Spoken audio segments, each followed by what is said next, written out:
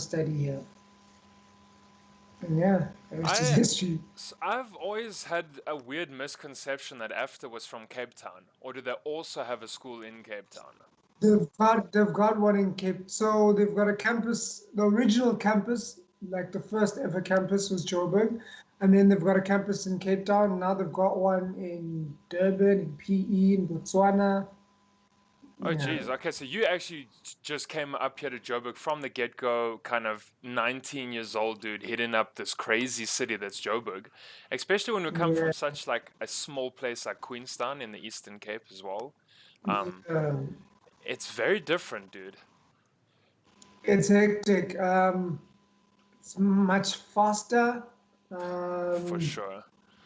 People have less patience with you. I mean, in Queenstown, it was a small community. Everyone knew everyone, and But everyone that's was patient. but that's very true though. And you get to the shops in like 5 minutes from your house, and then you can get to Yeah, your buddy's house in 3 minutes from that shop, and then I don't know. Over yeah. here, yeah, it's crazy.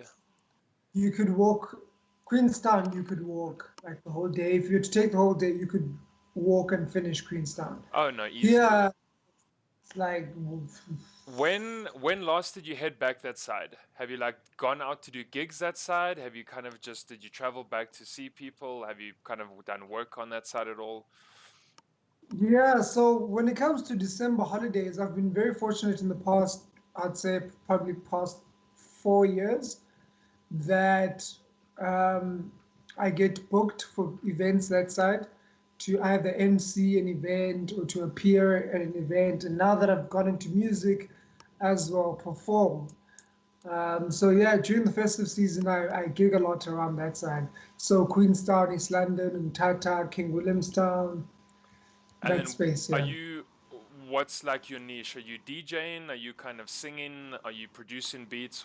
How are you like involved with music I'm directly? performing music performance, more on there's a genre called Gqom, Yeah. which is around house music, yeah. So I perform Gqom music vocally as a vocal artist. Isn't that very much like Durban side and KZN based? Yeah, yeah, Gqom is KZN, but also there's a lot of its history and a lot of its roots comes from Mtanzane in East London. Okay. So so Eastern Cape has always been familiar with Gqom music, you know. Okay. So yeah. Okay, so nothing like So, unfamiliar down that side for them when it comes to yeah. understanding the music. And what is like what's the what's the predominant language in like the lyrics? Is it Xhosa? You speak in Zulu? Is it I a mean, it's combo? always the more commercial space has been dominated by the Zulu. Okay. Hence, a lot of people tend to affiliate it with KZN. Yeah. Uh, However, the um, Xhosa Gqom is a big market and it's not rare, you know. And so I do it in Xhosa as well. Okay. So I mean, yeah, you could say there's almost like a bit of a subgenre of the actual genre of music, Mm. where you can either be singing in one of the two. Um, but now you Yeah, live in Joburg. What's that scene like here in Joburg? Probably more than likely predominantly Zulu then, or is it even branching out to others? Are we getting like Sotho, Pedi, Tswana as well, jumping in on I that? think I think more than anything, the Gqom space is more Nguni space. Okay, Um, so I think the Pedi and the Tswana and the Sutus have more created the Amapiano sound. yeah. So they're more around that space. They've got their own kind of house, commercial house that they've got going on. Yeah, no, geez, I'm a piano. That's so big up here. It's crazy. You can't like go anywhere without Yeah, anyone saying. Okay, so I hear you. So basically, it's more got the Nguni roots, and it kind of yeah, whole Eastern Cape upwards to KZN and back. It's kind yeah, of yeah. got those roots. Okay, that's cool, man. Yeah, because I mean, geez, dude, you being an actor on TV, music. Now you got your Lockdown Heights where you co-creator there. Even refugee camps. Like how the hell do you end up going to like Malawian refugee camps? Because that's quite epic as well, though. Yeah, so a lot of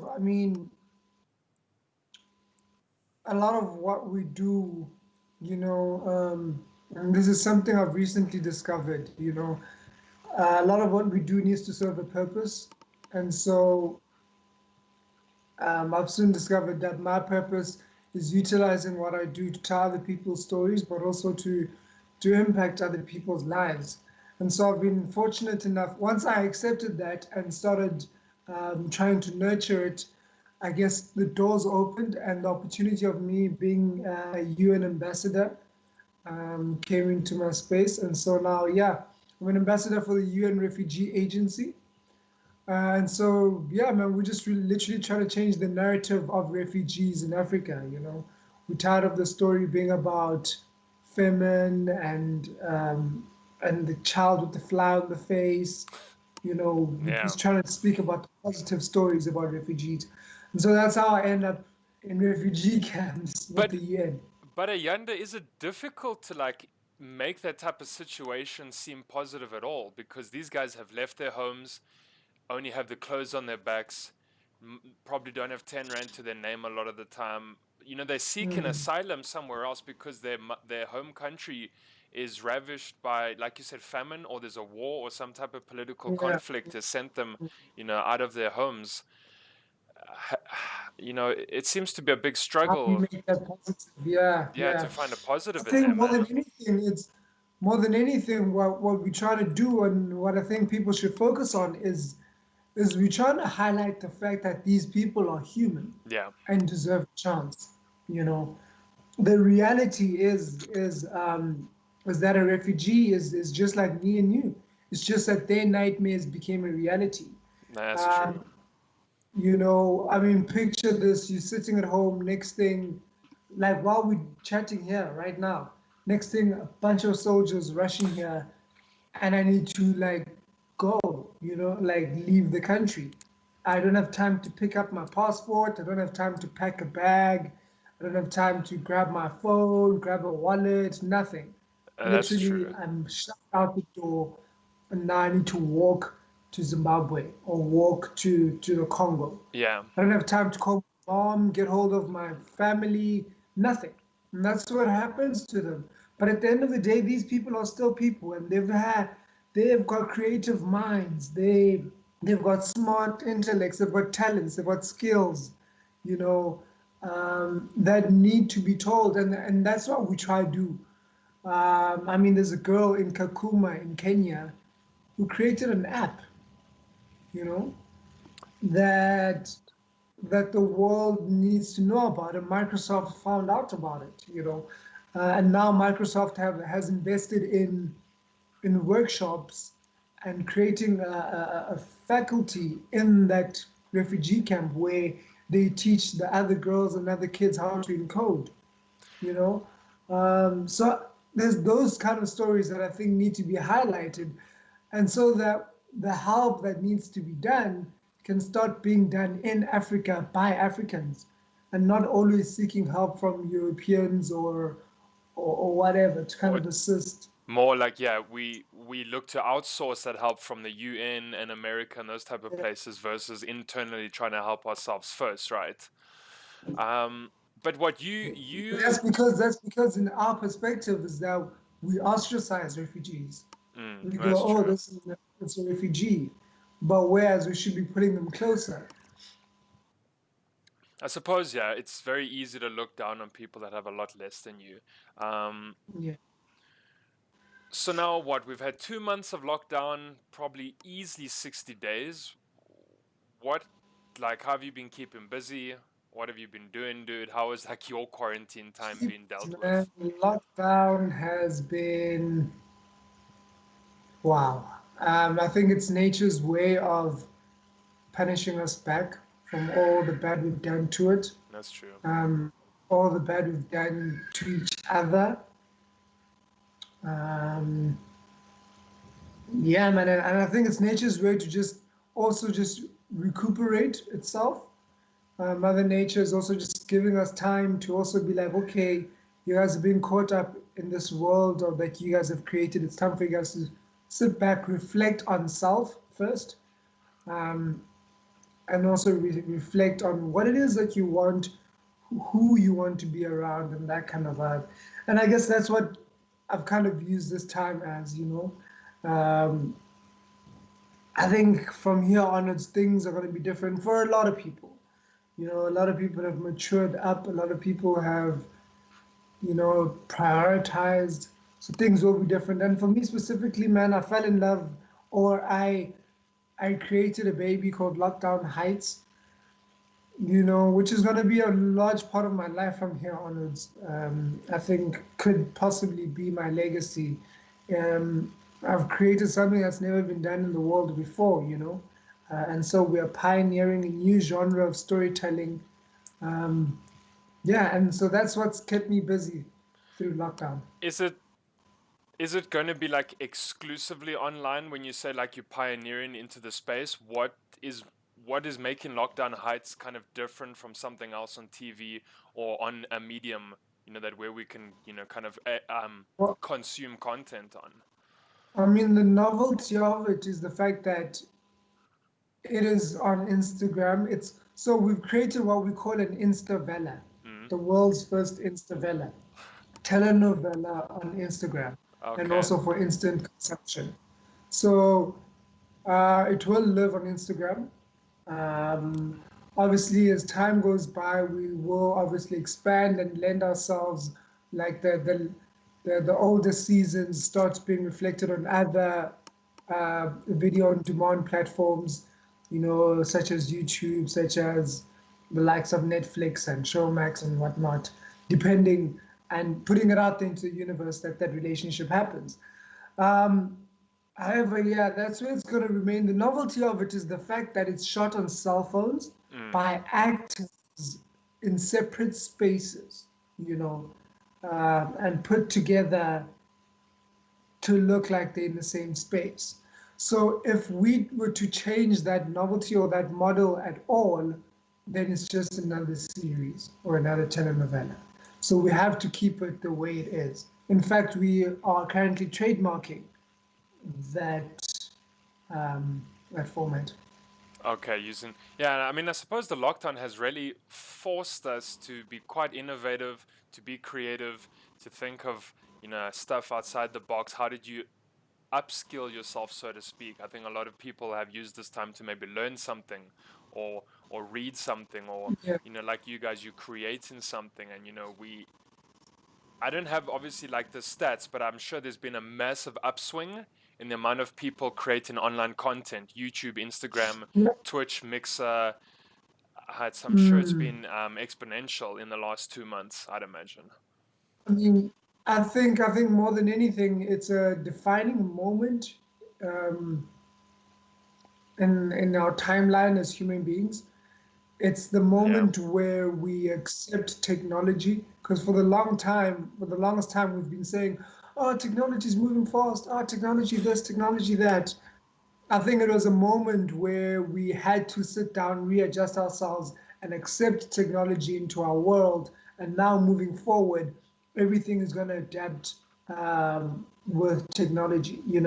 The way we do meetings, the way people work, the way people can now work from home, the way people can now do webinars, and the space that podcasts are consuming, the space that video contents. Everyone is now becoming a presenter of some sort or an interviewer of some sort on some particular platform. So it's time the world embraces instead of condemning technology.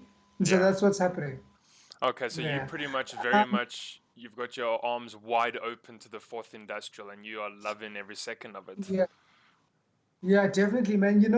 Someone said I was watching an interview, a live, one of these lives from a director called Tabucho, who directed the Spirit music video with Questa Yeah. and Wale. Yeah, yeah.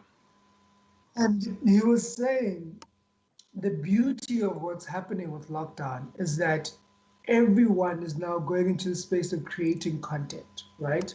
Which, number one, is great because the more people create content, the the more audience is being developed, which is good. We need to develop an audience that consumes that space, Yeah. you know, an audience that understands that space, you know.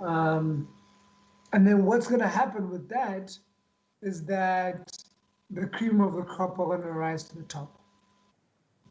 You know what I mean? So everyone, it's great. Let's rather have 10 million people creating content so that the top million, depending on you, depending on your quality, depending on your content, that's going to put you on top of all of that, you know, um, which is nice because it means that the standards and the bars are being, raised.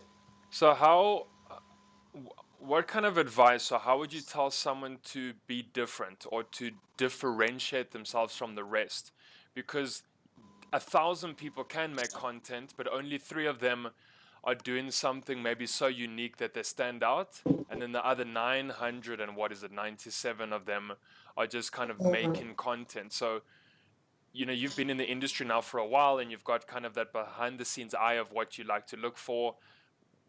What should maybe these youngsters be doing to make themselves look different? What's the trick, do you think? Is there a trick? um, find your niche market. I think a lot of us tend to want to cater for everyone. I don't think you should do that. I think stick to your niche market. Okay. If you if you are a 90, if you're an 80-year-old who listens to rap music, Yeah. you want to reflect that, then do that. There are literally 10,000 other 80-year-olds looking for rap music, you know? Um, and that's fine. You don't have to cater for everyone. And I think that's what we're trying to do is that everyone is trying to create content that everyone can resonate with. Whereas no, don't do that. Stick to your niche market. And what that happens is, or what that creates is, when it grows that niche market, the rest of the world wants to see how come those people are enjoying themselves? How come there's such a big market going on there? Let me go see what's going on there. And so that's how you end up growing into a more diverse market or into a diverse audience. Okay, so find your niche. So if you're like into sports, maybe create sports content. So for Yeah, example, you've and got focus on that. Plaster it. Make sure you got really good quality. yeah. And firstly, check out what everyone else is doing in that niche market. Mm, Like if you're doing sports, check out who are the other people doing sports. If you are doing specifically rugby, what is everyone doing that they in rugby? Are they talking about legends? Are they talking about up and coming rugby players? Are they bringing the humor into rugby? Like find something specific, within there. So literally go into a group or into a culture and then find the subculture and find the subculture of the subculture and speak to that. because there's always something to discuss, I think. There's always different storylines that one can Exactly. unthread and follow. So exactly like you said, is it now time to address the legends? Are we going to bring in your Chester Williams Yeah, and or Stuart exactly. and these characters and chat about legends? Is it going to be young up and coming stars? Or we're looking at a Cohen Bosch type of situation? Yeah. Exactly. Or we're just going to speak to like literally schoolboy rugby coaches, That yeah. just focusing on that, you know. That in itself has a niche market. Just speaking to the schoolboy rugby coaches because they've they've lived through bringing up the legends and they still seeing who's to come. So there's a lot of content there, you know. I suppose you could say that a coach did turn Seal Kolisi into a Springbok captain, so Exactly. someone had to have tended to that kind of garden, I suppose, so to speak. Yeah, I mean, you gotta yeah, I suppose you have to make yourself stick out as well. You have to Yeah. look for those niches. How do you stick out? How can I do something that's original? Like you guys said, you're pioneering kind of the cell phone film, and and I suppose you were forced to because of lockdown. There's no way you guys were going to meet in a studio. There's no way you guys were going to meet in person to Yeah, shoot any of that yeah. content. I mean, the greatest people are, or the most iconic people are people who, through adversities and through pandemics and whatnot, decided to be innovative. You know, the likes of Steve Jobs, the likes of Bill Gates. They through a time when everyone was in need of something better or going through problems, they decided to step up and do something. So that's what happened. That's actually so true. So we know you're so busy. You've been acting, making music, working on shows, running Lockdown Heights. Do you get time for anything else? Like, what does downtime for you look like, if you have it at all? Uh, my biggest focus in terms of my downtime right now is nurturing my relationship with my partner, nurturing my relationship with my family, you know, and nurturing my relationship with my close friends. And I think that's pretty much downtime for me. Um, because of the kind of work we do, we tend to we tend to be very busy and being taken and removed from the people we love. Whether it means go shooting in a certain place for a period of time, or um, being meant by committing to a certain character for a number of times. So now, when you're in your normal space, you're no longer 100% yourself because there's a lot going through your mind. You come back home, you're tired. You come back home, you're no longer the same person that they can enjoy when you don't have any work. So I try to make sure that when I've got my downtime, I really just try to spend it with them as much as possible. Um, Also, I think um, inadvertently, what that does to me is that it allows me to also spend time with self because, during those times of being with those people, that's where I am most settled in myself. Those are the people that make me feel I'm the best version of myself during that time. And so I get to embrace that during those moments. Is it kind of difficult to turn off from a role? Because like you said, now if you spend 2 or 3 months doing a role and then you go home, is it almost difficult to kind of not be that guy anymore or that character, so to speak? I mean, these are things you kind of acquire over the years, based on experience, Yeah. being able to switch it on and off. But also, these are the advantages of training. A lot of people always ask, um, in acting, is it important to, if you've got talent, can you just be an actor, or is it important to go study and train and whatnot? These are the benefits of training, things like that, being able, acquiring techniques, breathing techniques, mental games that kind of can get you to leave the character on set. However, you can never get home and be 100% because in that character you give a part of yourself as well. Yeah. You're not just totally being someone else full time. There's an element of yourself that goes into that character.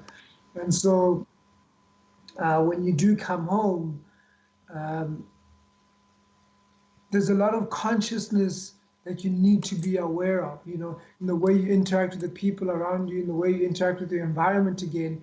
You need to constantly be conscious of whether or not this is me or if this is the character creeping up. So you are on your toes. Next thing, you find yourself snapping at people for no reason. Meanwhile, that is actually just an element of the character that's creeping in. You know, so yeah, you just become more and more conscious about it as the experience goes and as with training as well. Yeah, because when you had your show on Mzansi Magic, And I think, like, how often would you come home and like, I'm not Ezekiel today. Like, what's up? Like, no, I'm Ayanda. You got to like at the threshold of Yeah, your door, right? You got to like cut it off. Like, no, no, listen, buddy, you yeah, stay yeah. on that I mean, side, and exactly. I mean, the for example, the one in the Mzansi Magic one was more fortunate because Ingoma, we shot it in Cape Town, and I shot it with my best friend. We were playing best friends on the show. So that one was the circumstances they kind of allowed us to be natural around each other. okay, And we were on holiday away, shooting together. That was great and that was lovely, you know. But for example, a show like MTV Sugar, where I was playing the character of Saul, who's an abusive um, boyfriend, you know, a rapist, that kind of stuff is gets heavy in a human being, especially when you're doing it for a good 2 months, 3 months, you know. So I would have to take moments before I leave set to kind of, I couldn't just leave all happy and bubbly on set after having a hectic rape scene, you know.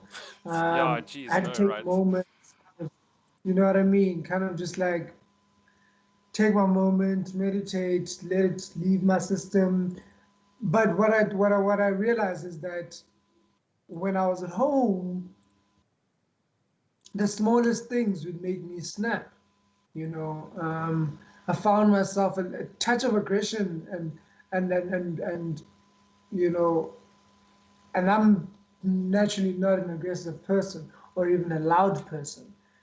But I started noticing that I am becoming more reckless in the way I speak, more reckless, you know, and that is a lesson learned from that experience. You know, that was my first time playing a villain of that nature, and so moving forward, I did learn those lessons from that.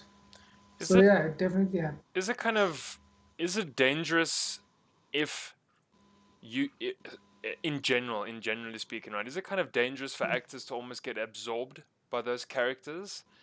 We look overseas and you think any actor that has played the Joker, for example, is very much a Mm, deep, like psychological hit you take yeah, having to portray that character because of what is expected from that character, right? He's very much like a psychopath and a lunatic, and he's unhinged. And now we even get to the yeah. point where someone like Heath Ledger commits suicide. So you can almost probably It's get very too into the role as well.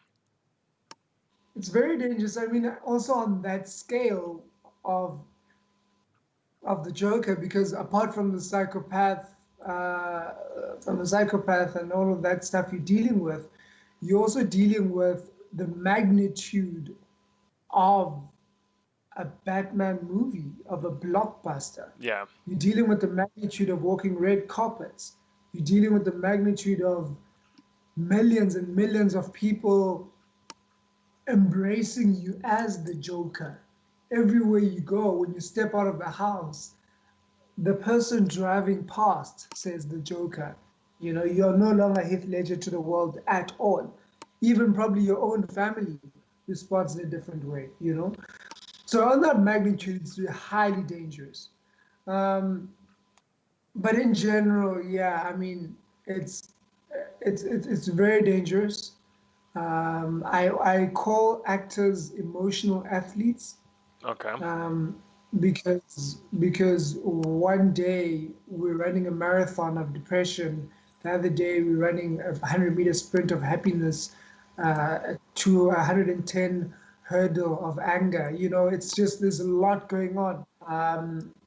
You know, you go on a set, especially if you're doing a soapy, you're going on a set, you're shooting 10 different scenes where you're playing a psychopath, but in these scenes, the psychopath in itself is different. The one scene, the psychopath is excited, the one scene, the psychopath is angry. And there's no flow of how you're shooting it. You need to just jump around, you know? So it can become highly dangerous. But you see, these are the things, this is where training comes into play. This is where the environment you have and the people around you come into play. this is where um, the system should be changing as well, and taking it into consideration. This is where our government should actually be taking into account, because if they offered a therapist, to accompany a production at all times, each production, I think, when a production ends, actors should probably go through at least a month of therapy, visiting someone afterwards. But they can't because, number one, they can't afford it. We're being paid a lump sum that needs to carry you until the next job. You don't know when the next job is going to come. Yeah. So you can't afford to waste that lump sum on visiting a therapist, or seeing a psychologist. So the system in itself needs to change to accommodate this, and then I guess to take it seriously. Because right now, I think the entertainment industry is seen as an informal sector and treated as an informal sector. Right now, it's seen as people doing their hobbies. It's not a real job, so they say. Is that Meanwhile, is that mainly here in South Africa though? Would you say that's our problem, or where do you think it's seen as informal though? um, I would say maybe across the board it's the same thing. Okay. Across the whole world, it's the same thing. However, the rest of the world have made adjustments to accommodate, and it's small things like, for example, in Canada, when I was in Canada and I met one of the actors there, he was shocked that we don't get royalties and residuals on our repeats, um, and that it's such a mission to get them. You have to literally, I mean, you email the channel and it probably takes a year and a half and whatever before you even get a response and all of that vibe. Where for them, it's part of the contract. It's straightforward. When you get a job, you know that, okay, this is how much I'm being paid. This is how much I'm going to get on repeats. And the moment it goes on repeats, people are paid immediately. It's the systems work more fluidly. In Canada, there are unions for every department of the film industry.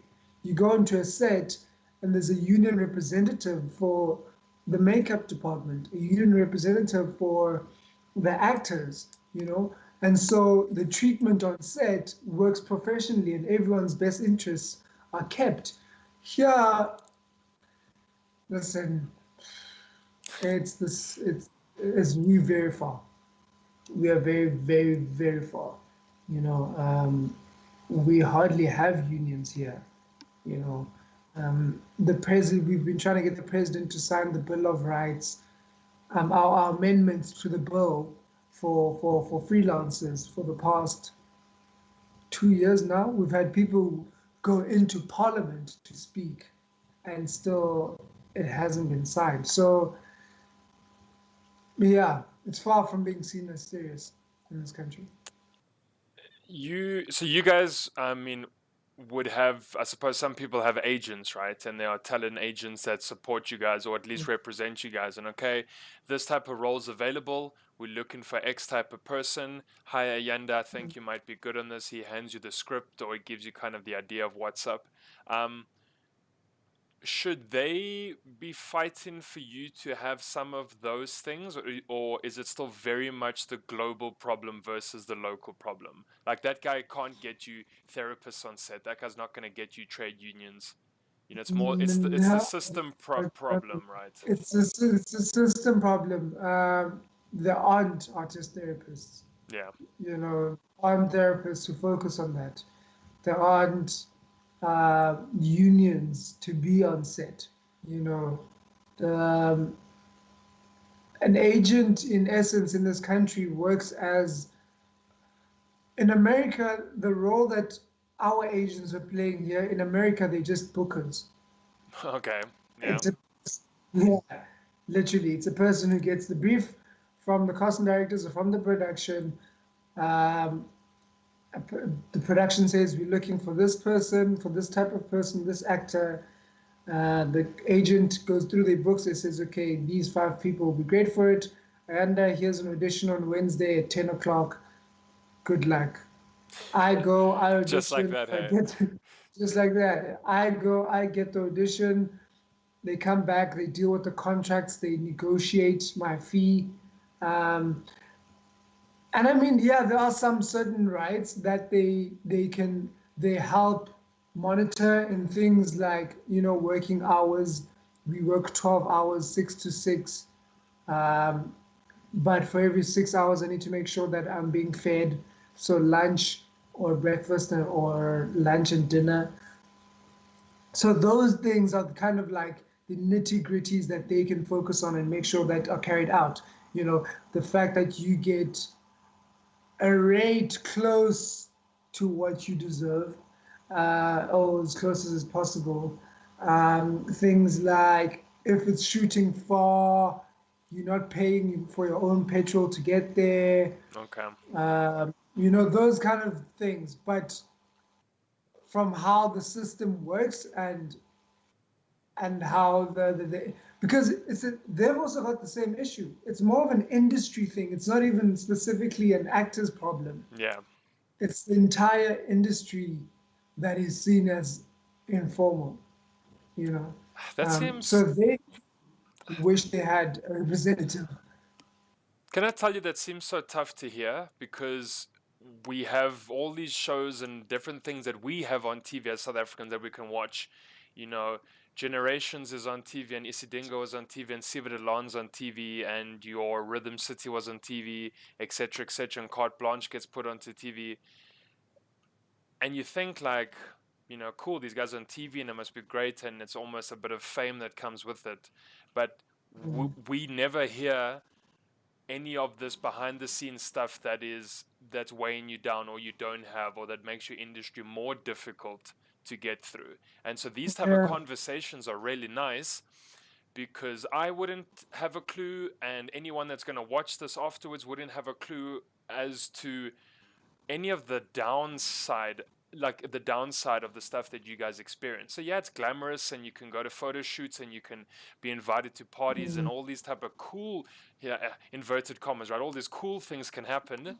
yeah, But you guys are busting your ass as well and making sure that every cent, I think, gets used quite productively, right? Like every cent. right, exactly. Like, I mean, the thing is that the industry comes with a glitz and a glam Mm, that is being portrayed out there, and it needs to be there because that forms part of the marketing vehicle of the shows, yeah. Without seeing the stars of the show all glitz and glammed, people do not want to follow the show, you know.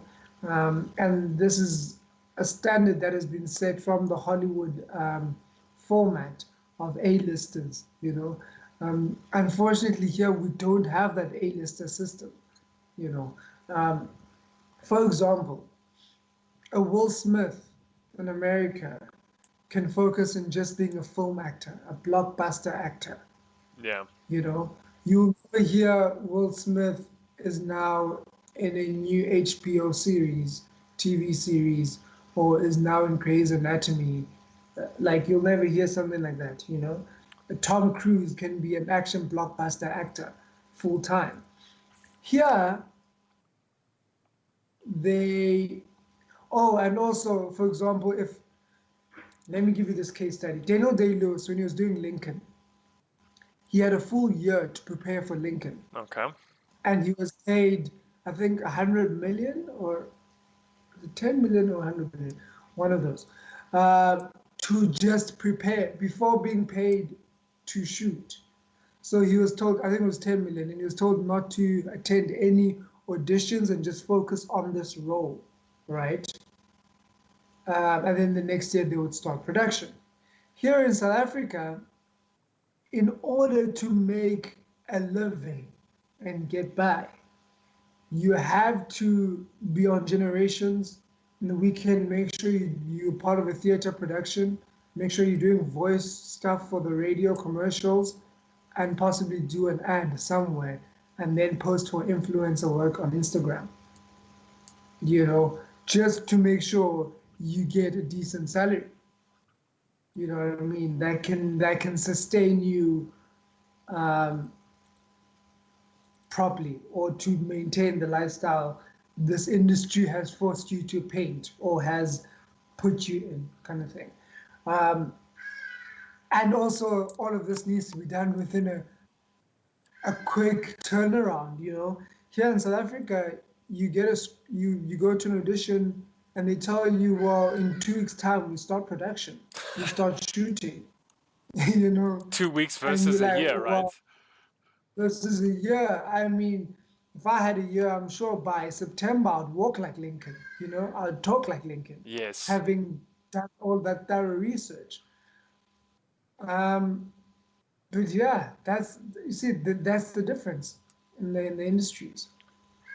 But I, we are probably slowly moving towards having some of those things, I'd imagine. We have now, obviously, a lot of South Africans working overseas. We have South African directors as well. Is he Neil Blomkamp or some? Yeah, no problem. Right, is that the full name? So, I mean, I think the guys like that that are probably getting international experience that could bring it back here and educate, I suppose. And at least mentor certain people, maybe mentor our directors or mentor our creative writers and kind of people that But you work see, on that scripts, etc. I've always said that is unfair of us to expect that, Okay. because they too just got the break. Mm. You know, they need to create a legacy of at least 15, 20 years being, being uh, leaving a footprint in Hollywood, to become a Spike Lee, to become a Quentin Tarantino, to become this Yeah, your Steven Steven Spielberg. Spielbergs and those guys. Yeah, Martin Exactly. Scorsese. So Yeah. we can't just, once they break in within the first 5 years, we already want them to come and nurture home. That's unfair of us to expect that. So what we can do is see what they did right to get through the door, to get there firstly, adapt that to our upcoming directors, but also what we can maybe encourage them to do is for them to shed light in South African stories so that the rest of the world is interested in more people like them. How You know what I so how well did a film like Tsotsi do for us? Because that went international. I think there was an Oscar or something won. mean? Yeah, Um, Oscar, definitely. but it's quite an old film at this point now. It's almost like a 2008 or I, I can't think. Exactly.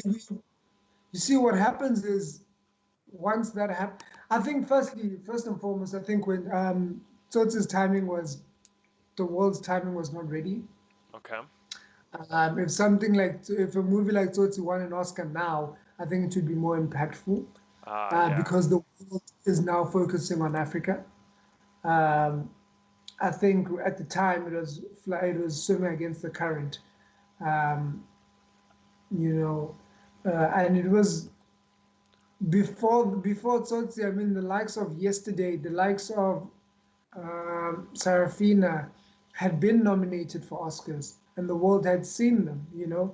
Um, so it was not foreign for the world to see a South African film in an Oscar category. However, the world was not interested. It's even older than what I thought. Ayanda. It comes from 2005.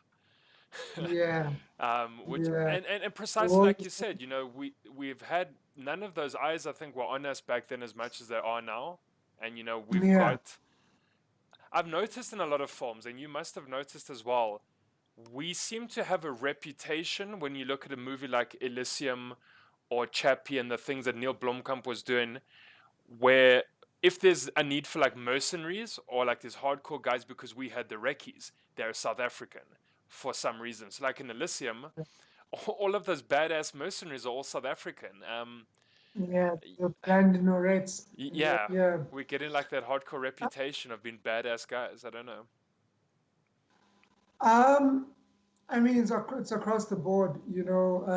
If an African goes to be in a Hollywood movie, and it's happened over the past years, he's most likely going to play the soldier or the bodyguard, or he will never play the leading love interest. Okay.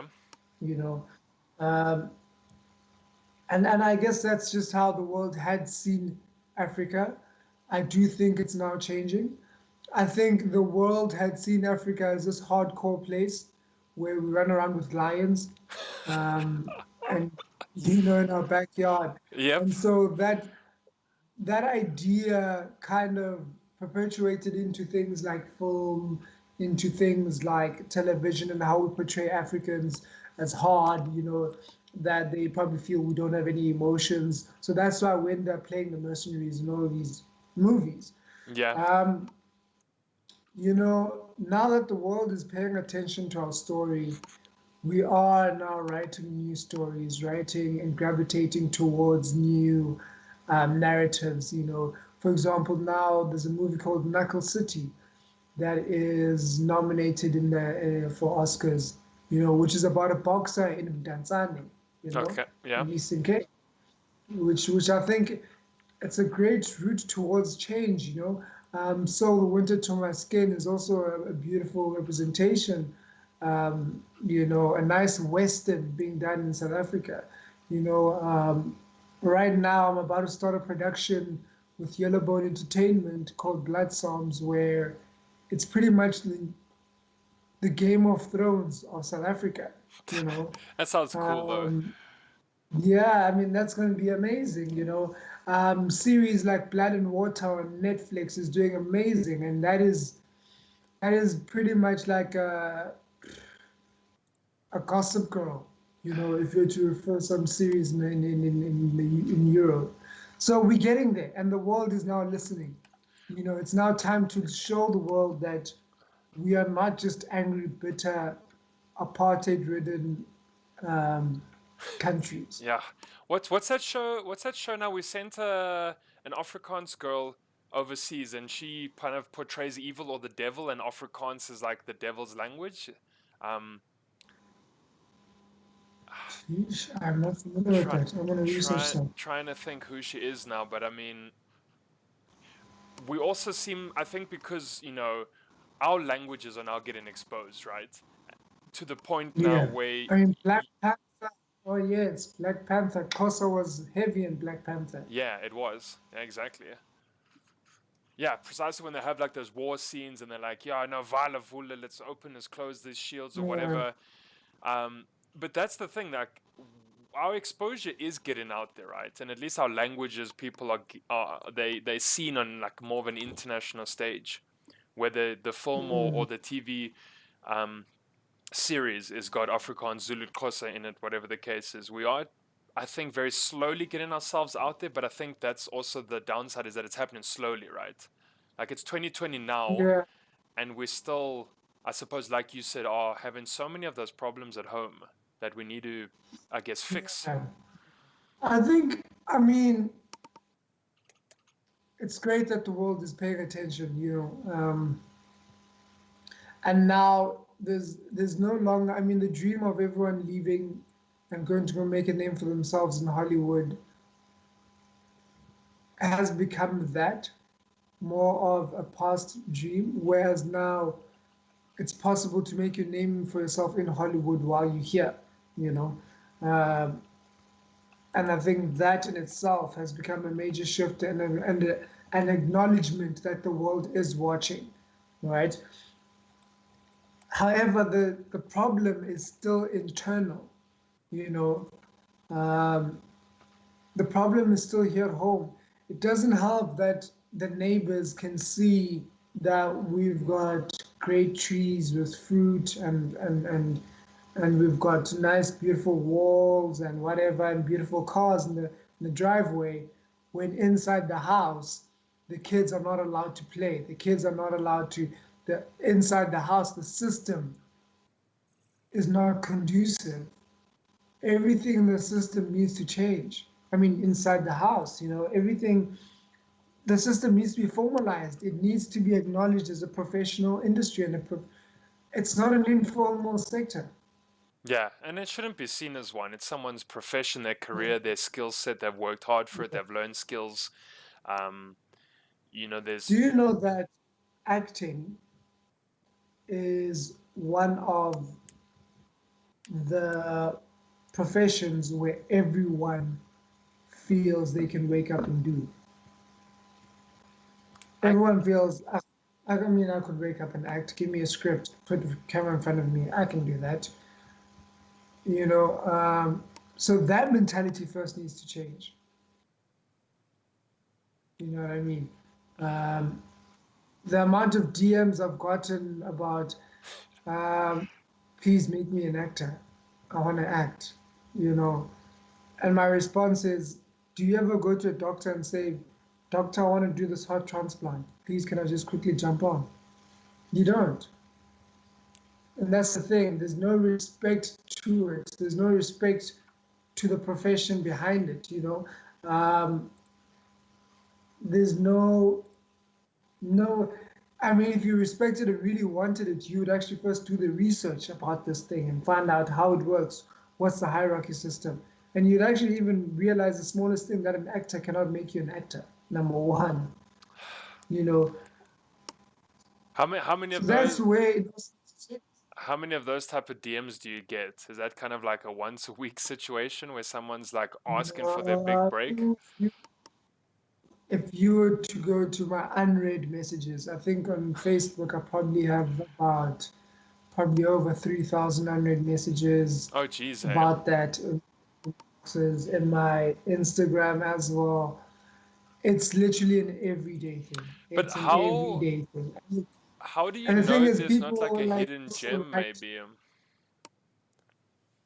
but then if it's a hidden gem, you would do the like you when you read someone's message, you can see and hear that this person is actually serious about this. Okay. And when that happens, I tend to lend an ear. When someone comes to me and says, "Listen, man, I'm really passionate about this acting thing. I've gone online. I've seen that there are these courses offered in these particular places. Unfortunately, I can't afford them. I can't afford to go to university, but I'd really like to do this thing. Can you please suggest where I could maybe get a bursary, where maybe I could, are there other training programs that I could look at, or workshops I could look at? What's the best way to go about?" Then I can start to see that this person has invested time in trying to understand that it's more than just walking into an acting space. The other day, I got a DM from someone who said, "Hi, I spent 3 months at an academy, but I'm not getting any acting jobs. Please give me an acting job." I'm like, well, I mean, what am I supposed to do?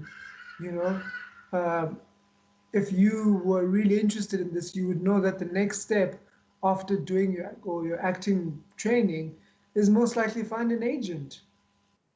You Yeah. know, uh, but if you don't even know that, then I honestly think you wasted your 3 months in whatever you're training. I suppose also like show me So the it's work you've done, right? Like even do some performances and send yeah, a clip rather like show me what you've exactly, done, and then I might say, well, exactly. this is really good, and maybe even you go so far as to give them a bit of guidance versus promising them Mm, anything. And then at least you kind of then yeah, the next clip they send it gets improved because they were listening to the tips you gave them. And I mean that's surely a better place to go about it. Put in the work and yeah, show me what you can do versus like saying, hey Ayanda, well how can I be an actor and can you hire me? Well no I can't because yeah, people still need to hire me as well. So exactly. uh, yeah, I don't know. I guess we're all trying to just find the next big breakthrough anyone you can. Like how many hit up this guy in DMs? We've never met each other. And I suppose, but that also just comes with it, the space you're in right now, dude. I'm sure people are hitting you up every day for, Yeah, I'm sure, the definitely. biggest load of BS as well, man. Yeah, no, definitely, man. And the thing is, what usually pisses me off or also breaks my heart at the same time is how people then start using their empathy stories. Yeah. Um, Okay. where someone, and people's stories are real out there, when someone says, listen, man, I am 19 years old and I'm looking after my 12-year-old sister. It's just the two of us. Um, Acting has always been my dream. You know, please help me become an actor. And the reality is, I get the story behind it, and I sympathize with your situation. However, it doesn't take away the fact that you have not done the work, you have not done the research, and most likely, if you're gonna sit and just DM people, it's gonna take longer for you to start providing for that family. Yeah. I mean, So, that's the. well, It's not going to happen overnight. You're not going to just get yeah, success and make thousands and thousands. yeah. Let's spin maybe the narrative a bit. Yeah, I don't want to get too too stuck into these guys that are trying to look for the next big break with you. But we were talking about your trip in Cape Town. You said it was a nice little holiday. I actually want Mm. to bring up Oros. Right, so now this guy, he's worked with you. He seems to be on the road with you. You guys looked as thick as thieves. Is this the best friend you're talking about? Is Oros, right? Yeah, yeah. What's the story there? How has this whole, like, how are you both in acting? How are you both making music? What's that vibe between you and Oros? Um, Aris and I, we met in varsity before, we became who we are today. We uh, we gravitated towards each other from varsity days, and we were tight. And so we went into the industry together, with the same hunger and the same drive. And I guess from there onwards, it's always been tight.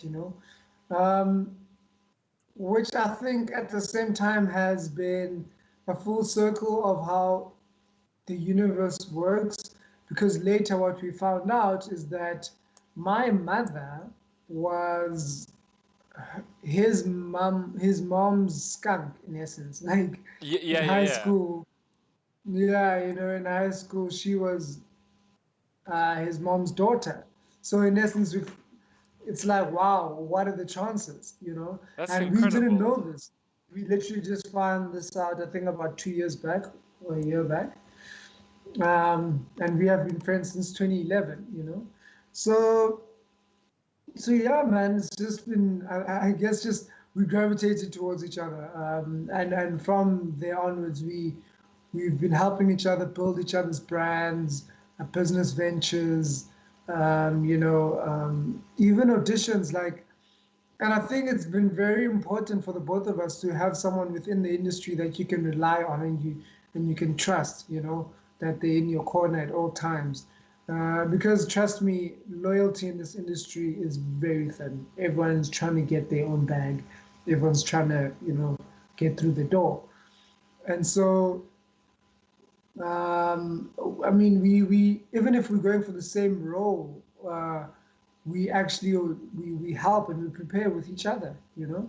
How Ingoma happened was that he was actually going for Ezekiel, the character I played. Mm. We were both going for that character, but I guess the universe allowed the production to see him for the other character as well and want him for the other character, and which opened space for the both of us to be in the production. So yeah, man, it's just been an amazing journey of friendships. Our families are also close now. Yeah, Yeah, kind of those small world moments we have when you realize that your mom knows yeah, his mom and they were in school together. Now yeah, you guys are mates together and you're doing everything together. That's cool. It's weird how that stuff happens though. We yeah. I believe it's not by chance though. okay. Um, I do believe it's a gravitation of spirits. I was actually having this conversation with my partner the other day, where she was saying our spirits have met in the past in other bodies, and so they've now consumed our bodies so that they can make sure that they meet again. You know, um, That's pretty deep though, hey? That's yeah, that's proper, yeah. man. Would you say you're quite religious or quite spiritual though? Do you believe in some sort of higher being and all? I mean, yeah. I mean, I believe there has to have been a higher power that created everything. I believe in energies. You know, the concept of the man-made religion, though, is a different conversation.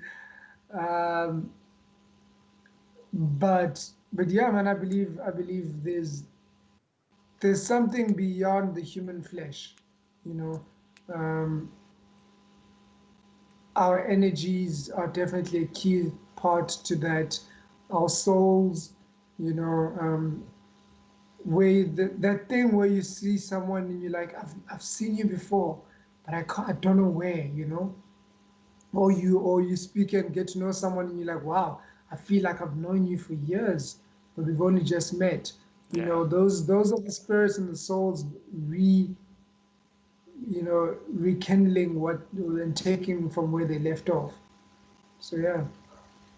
So do you think you're pretty much kind of very pro what energy do I put into the world, or if I give out good, I can receive good? Yeah, Okay. can receive good, definitely, definitely. And I think I've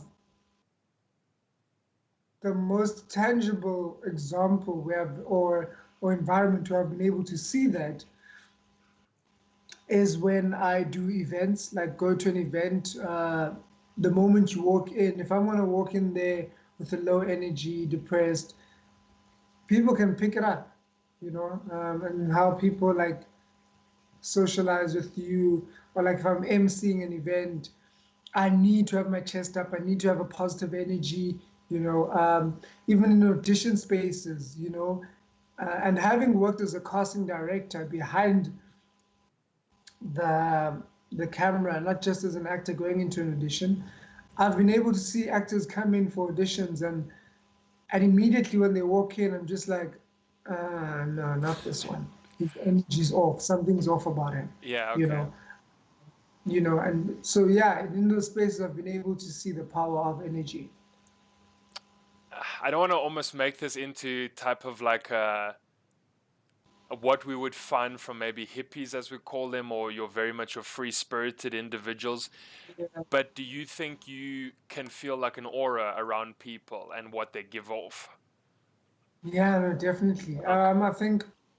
I think there are certain people where you meet and you're like, damn, this person, his presence is so strong, Mm. this person is an alpha male or an alpha female, you know, they and there's just those people where you come around and you're like, wow, this person is actually gentle, and this person, you can kind of sense that I could trust this person. Whatever they say is so sincere. Their aura just is so welcoming, and so positive. I've got a friend like that actually, Nyaniso Dzedze. His being around him is amazing. You're guaranteed to leave in a happy mood, in a positive mind. Um, even if you met up with him or went into space with him and you were going through the most and you're depressed and you're angry, by the time you leave, you're guaranteed to have peace somehow. He's just that person. Yeah, it's just got a I think it's also very much a conscious choice we make. People want to be Yeah, happy, they choose to be yeah, positive, they very much choose to see the glass half full.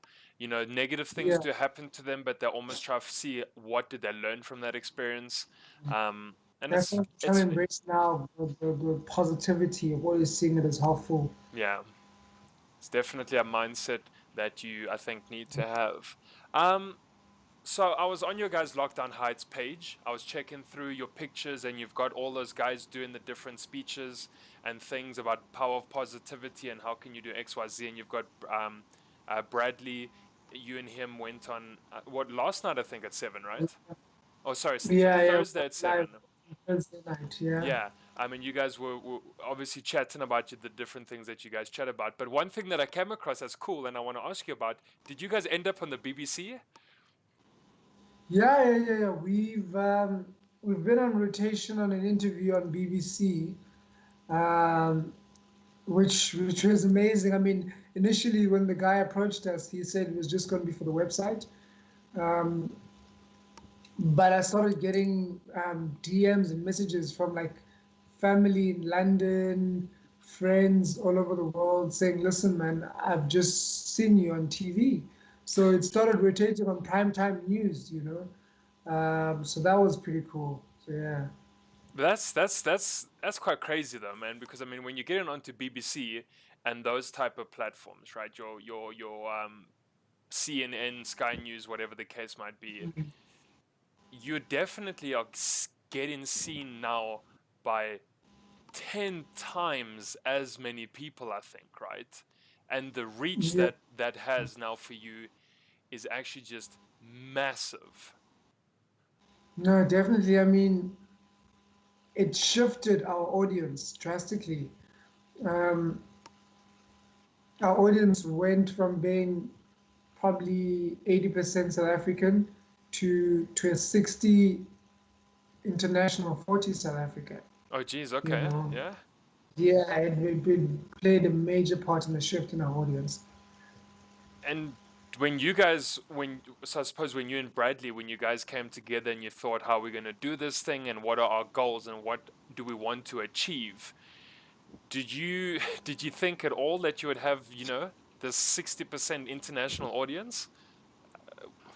No, I know Bradley and I always talk about this. When we started this was just a passion project, you know. Mm, We were just doing this for the first time.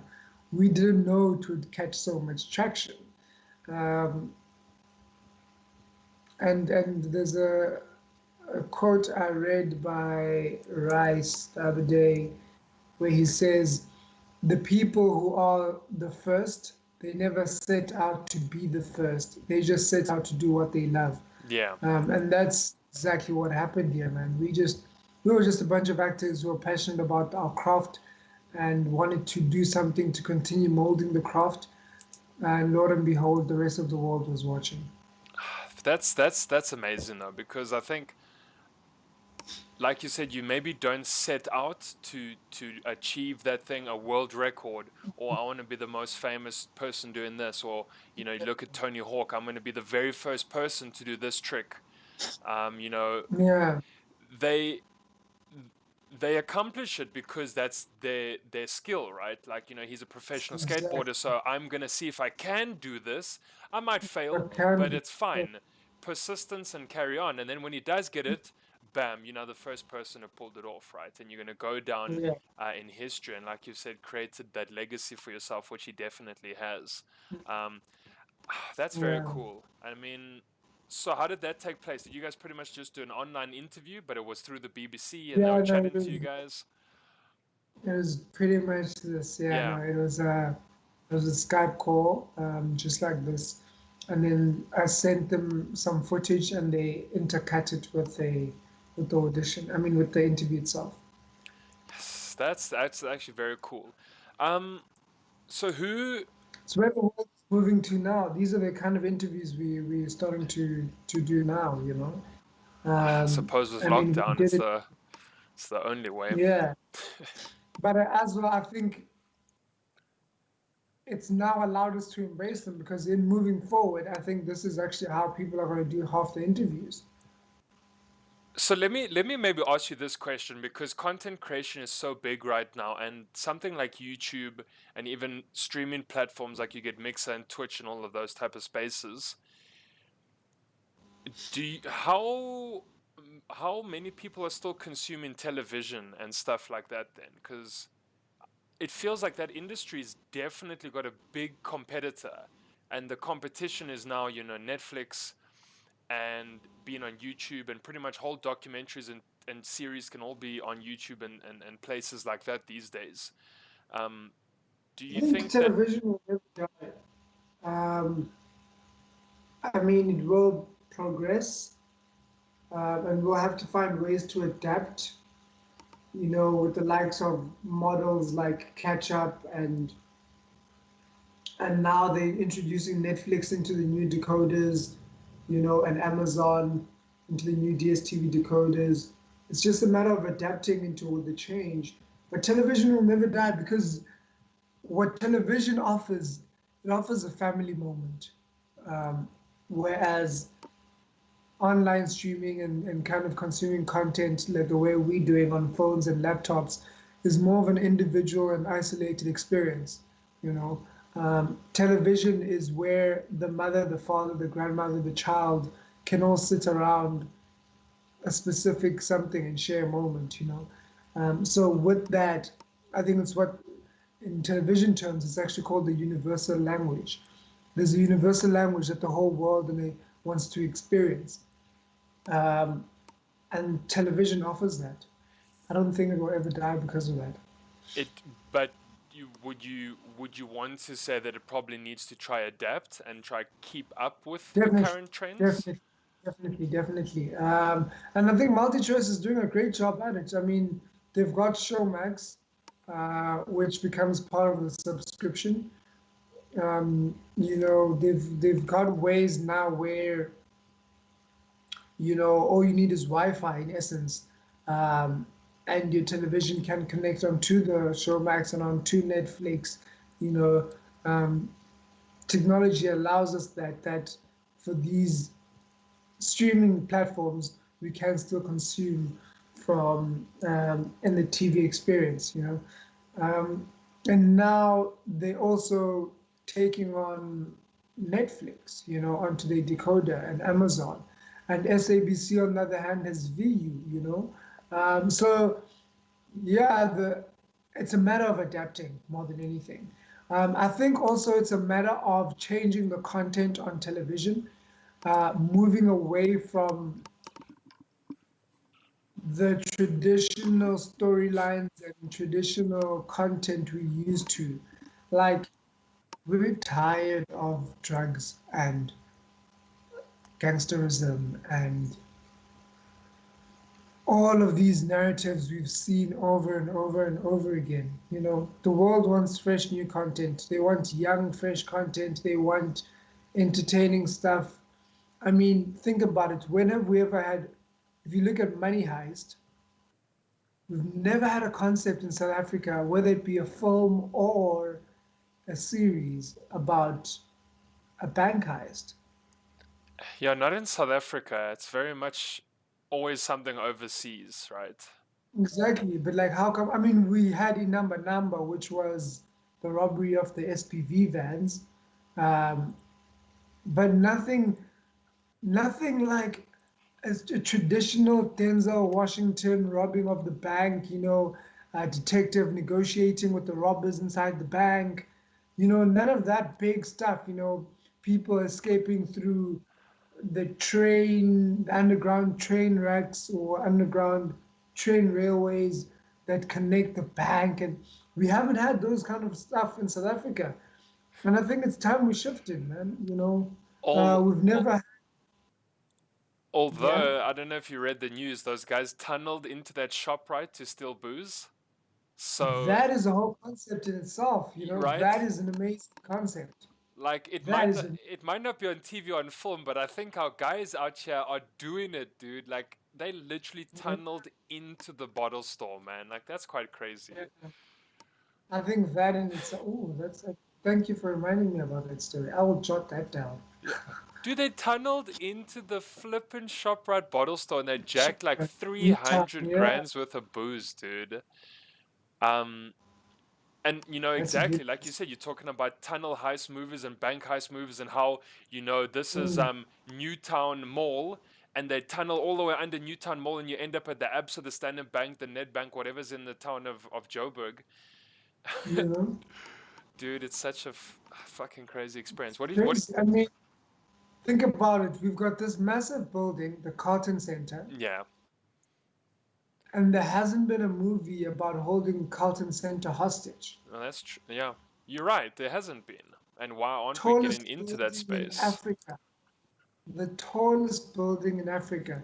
think about the scenes that you could do about, um, you know, threatening the negotiator that if I don't have a helicopter downstairs, I will throw people off this building. You know, the Exactly, and then amazing it's like scenes, the 50 stories, I think. tallest So building in Africa.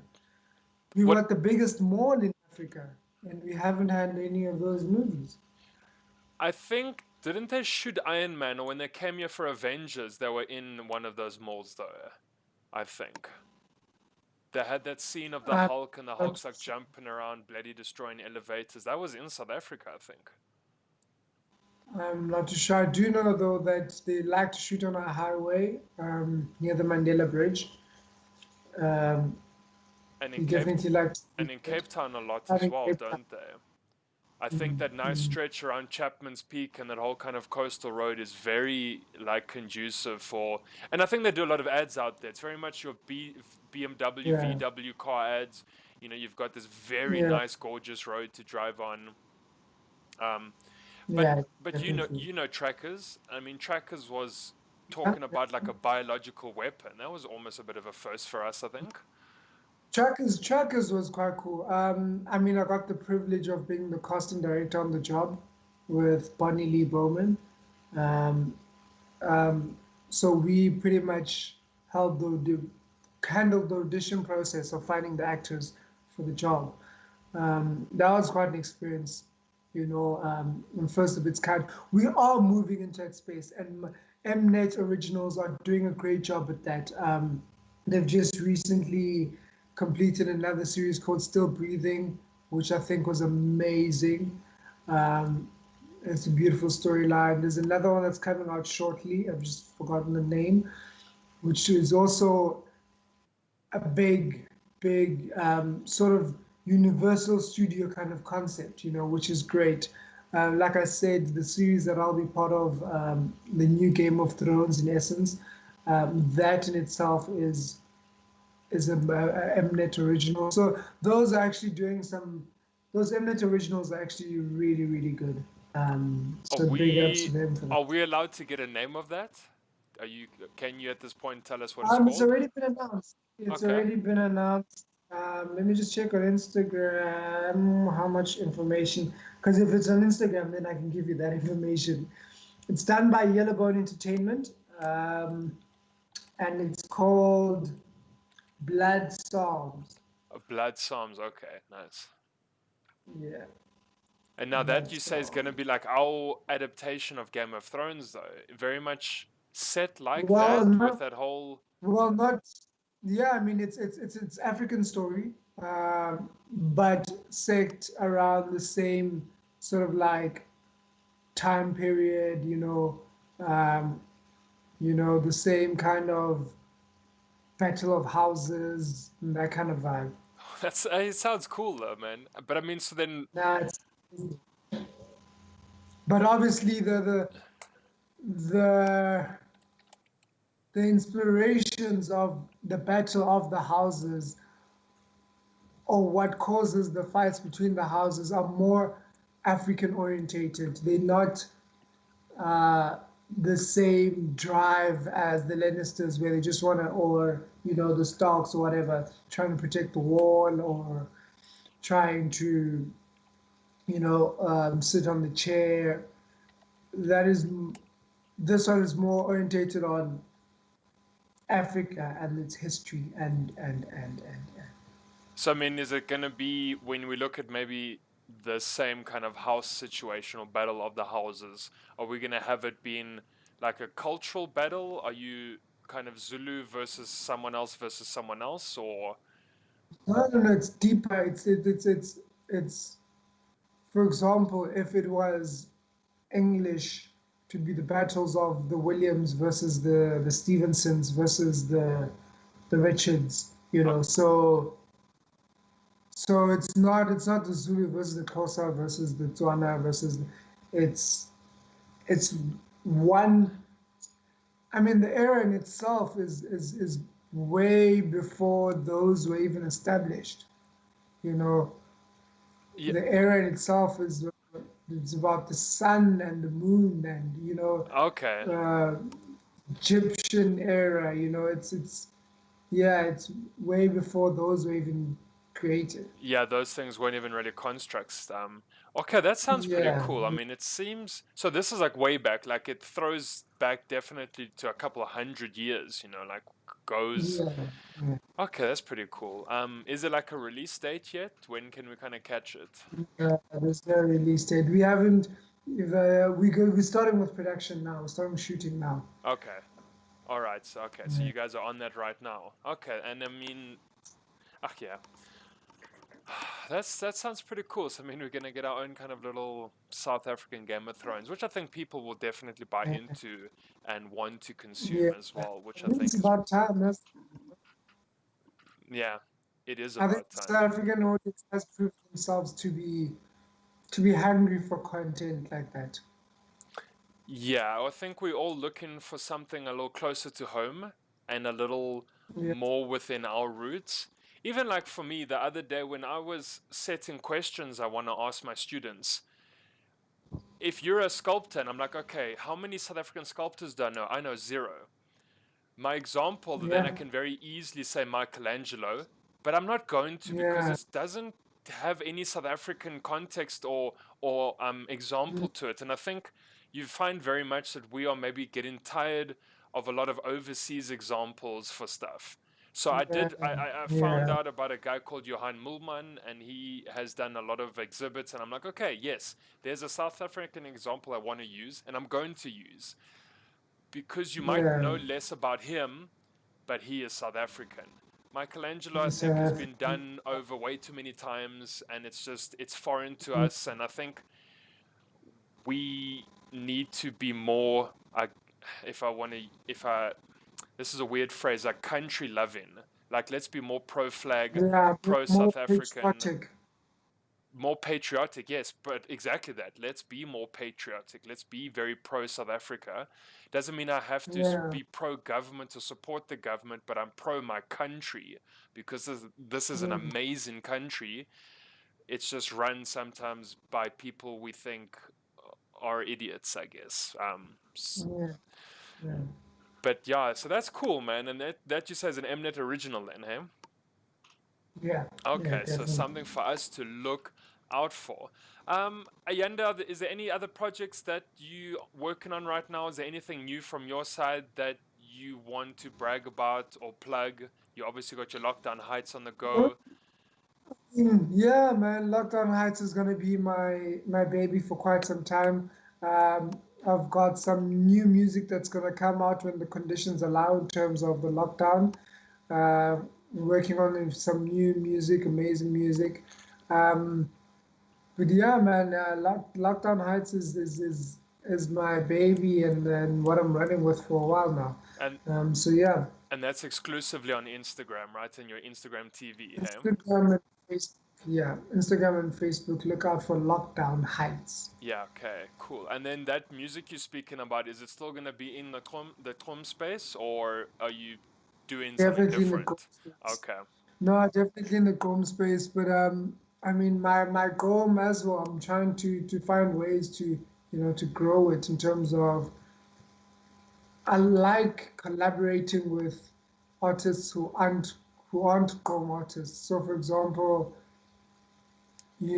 do a Gqom song with an Afro pop musician or do Mm. a Gqom song with a hip hop artist. I think those always bring out such a beautiful result. Is there a final question here? Is there any South African musician that you would love to work with, like Shaw Majosi, or who do you think you would love to collaborate Um, with? Sheesh. I'd love to work with Busiswa. I think she's amazing. Moonchild Sanelli, Questa, Younger Chief, Queenstown, Homeblood, definitely I would love to work with Younger Chief for sure. Um, but also, man, I just love to work with a lot of more of the undiscovered talent. Um, it's always amazing and fascinating when people are all of a sudden vibing to a song and they're like, oh my gosh, this song is hot. Who is this person? Yeah. You know, That's definitely what I want to do more than anything. So definitely Gom producers and Gom DJs in the Eastern Cape. Um, yeah, Do we have a lot of music coming out of the Eastern Cape? Is it quite prolific at the moment? we do. However, we don't have much support of it. Yeah, You know, yeah. yeah, or platforms to share it enough. I think East London has done a good job in trying to promote it. However, the likes of Queenstown, King Williamstown, PE, people are not supporting local artists. A person would rather pay, you know, 250 Rand to listen or to go watch a national artist, which I understand because you don't ever get to see them again. It makes sense, right? Um, to go watch like a Shoma Josie or a Questa come in, Yeah. it makes sense. It makes sense. However, they would not be willing to pay 80 Rand for a local performer, you know. The, So it's like, where's the patriotism? can I tell you that's our biggest flaw or downfall, I think?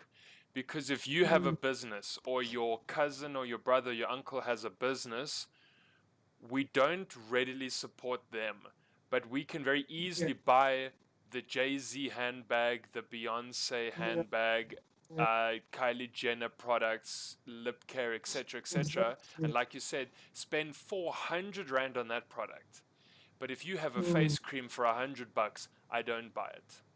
And that I think yeah, is one of our biggest flaws and downfalls here is that we don't want to like trust each other and buy each other's products because you just don't have that name. You're not a Beyonce, Jay-Z type of character, so we don't buy it. um, I'm hoping I can find this um, picture quick fast. This, I don't know if you guys can see this blanket over here, right? Yeah, okay. It's a If you blanket, can sure. see, this blanket has been part of our culture for so many years, right? However, this is now a Gucci ad. Gucci is now selling this blanket Oh, and probably for for a ton of money. 13.5K, 13,000 Rand. And that's gonna sell like no one's business. This this had Dida apparently. I mean, look at that. That is a broom we all know. Yes, of course, right? Made of straw. Adidas now branded it. Adidas now branded it, and it's costing 45 euros. No. Out here, we Yeah, literally make that thing probably for 5 or 10 Rand, I think. When yeah, you look at the material that is made of, and now you said, what, 40 euro? yeah. No, you 45 see. euros. No, yeah, And we people are gonna buy it. People are gonna buy it because it's now got a Adidas on it, or it's got a Gucci on it, and now Beyonce is gonna wear it. Now I need to have it, but and do I'm not gonna buy the one that Jumbo sells or the one that Strauss sells. yeah, I'm gonna have to go buy that Gucci one. but exactly, that's the problem. And the biggest joke about that broom as well is that like it gets used everywhere. Like your gogo is cleaning her stoop Mm, with that thing, but now it can get sold overseas for like 1,000 Rand. Oh my goodness. yeah, Oh, Ayanda, thank you so much for coming on this morning, dude. Thank you so much for giving us your time and I think a lot of insight into your industry and a lot of stuff that people do not know actually happens and just kind of maybe addressing some of those things you would like to see change because I think you personally would like to see some of those things get changed because it does affect you and your colleagues and people you work with. Um, so it's very, very interesting to hear all of that. definitely, Brett. Thank you so much for having me on your show, man. And I wish you all the best. Um, Props on what you're doing. Um, and I hope the world opens up for you, man. Yeah, Really appreciate it. thank you so much, dude. I'm gonna try my best and see what cool South African guys I can get on and cool South African stories I can cover, like yours and like others. So thank you so much, man. Hope you have a fantastic Saturday. Have a blessed weekend. Don't get too crazy, please. Ah, I'll try. Cool, Ayanda. Thank you so much, dude.